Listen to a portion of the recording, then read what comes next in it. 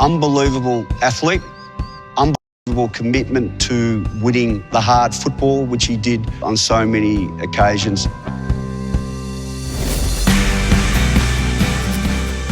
He had the ability not only to win the footy for himself, but he also brought so many other players into the game, which made the Hawthorn machine tick.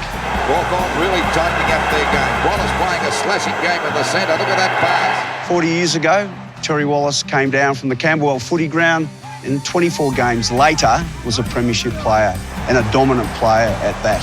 Terry Wallace.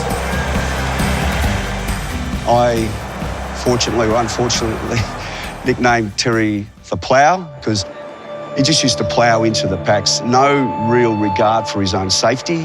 Knocked away by Manane. Almost a chance to Terry Wallace to get rid of it. The Hawthorn centre man, and he does it superbly. His hands were exceptional. His ability to concentrate was second to none. Terry wasn't blessed with pace, but he always had a metre or two on his opponent. A lot of blokes expend a lot of energy running all over the place. Terry, it was like a magnet to him. He knew exactly where the ball was going to be hit. Pushes it towards Wallace, showing all the skills of a great player.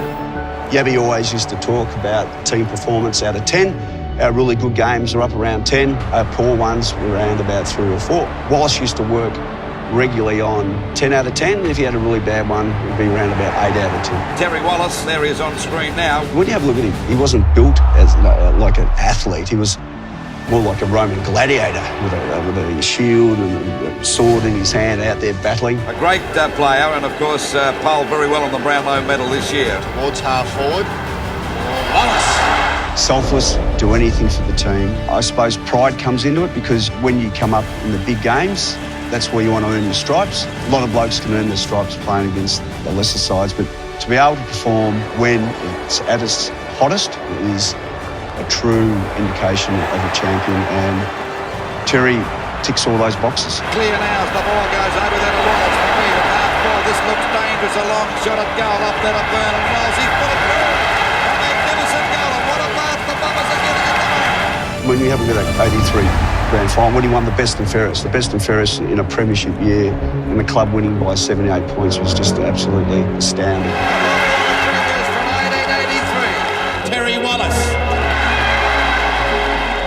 Without Terry's input and impact at Hawthorn, I'm quite confident a lot of other players at this club wouldn't have reached the heights that they did. That's the siren at Hawthorn at Crimmins in 1986. Unfortunately, he left, went to Richmond. Egan goes short towards Wallace, and he takes him up, plays on immediately towards goal, right through the centre. Then ended up at Fitzroy. It was no surprise to me that Terry, wherever he ended up, would perform at an exceptionally high level. To continue to do it near the end, I think he won his last best and fairest, his second last year.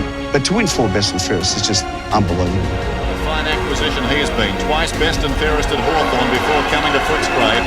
One of Terry's other great attributes was self-belief. And Terry would have said, I'm not going to play as a small forward, I'm going to become a centreman.